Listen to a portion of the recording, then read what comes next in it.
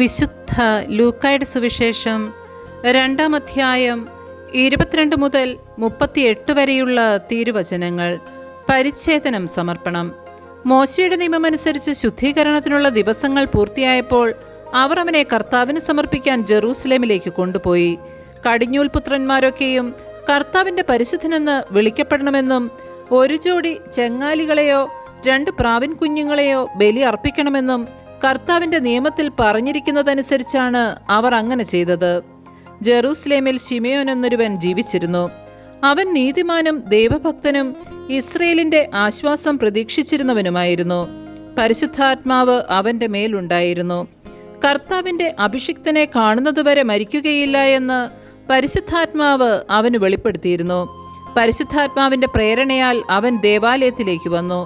നിയമപ്രകാരമുള്ള അനുഷ്ഠാനങ്ങൾക്കായി ശിശുവായ യേശുവിനെ മാതാപിതാക്കന്മാർ ദേവാലയത്തിൽ കൊണ്ടുചെന്നു.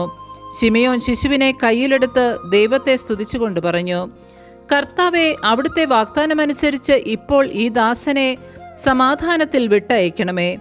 എന്തെന്നാൽ സകല ജനതകൾക്കും വേണ്ടി അങ്ങൊരുക്കിയിരിക്കുന്ന രക്ഷ എൻ്റെ കണ്ണുകൾ കണ്ടു കഴിഞ്ഞു.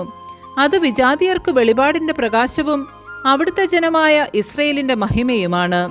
അവനെക്കുറിച്ച് പറയപ്പെട്ടതെല്ലാം കേട്ട് അവൻ്റെ പിതാവും മാതാവും അത്ഭുതപ്പെട്ടു. ശിമയോൻ അവരെ അനുഗ്രഹിച്ചുകൊണ്ട് അവൻ്റെ അമ്മയായ മറിയത്തോട് പറഞ്ഞു, ഇവൻ ഇസ്രയേലിൽ പലരുടെയും വീഴ്ചയ്ക്കും ഉയർച്ചയ്ക്കും കാരണമാകും.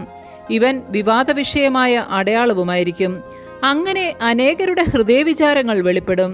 നിന്റെ ഹൃദയത്തിലൂടെ ഒരു വാൾ തുളച്ചു കയറുകയും ചെയ്യും. ഫനുവേലിൻ്റെ പുത്രിയും ആഷേർ വംശജയുമായ അന്ന എന്നൊരു പ്രവാചികയും അവിടെയുണ്ടായിരുന്നു. ഇവൾ കന്യകാപ്രായം മുതൽ 7 വർഷം ഭർത്താവിനോടൊത്ത് ജീവിച്ചു. 84 വയസ്സായ ഈ വിധവ ദേവാലയം വിട്ടുപോകാതെ രാപ്പകൽ ദൈവത്തെ സ്തുതിച്ചുകൊണ്ട് ഉപവാസത്തിലും പ്രാർത്ഥനയിലും കഴിയുകയായിരുന്നു. അവൾ അപ്പോൾ തന്നെ മുൻപോട്ട് വന്ന് ദൈവത്തെ സ്തുതിക്കുകയും ജെറൂസലേമിൽ രക്ഷ പ്രതീക്ഷിച്ചുകൊണ്ടിരുന്ന എല്ലാവരോടും ശിശുവിനെക്കുറിച്ച് സംസാരിക്കുകയും ചെയ്തു. നമ്മുടെ കർത്താവായ മിശിഹായ്ക്ക് സ്തുതി.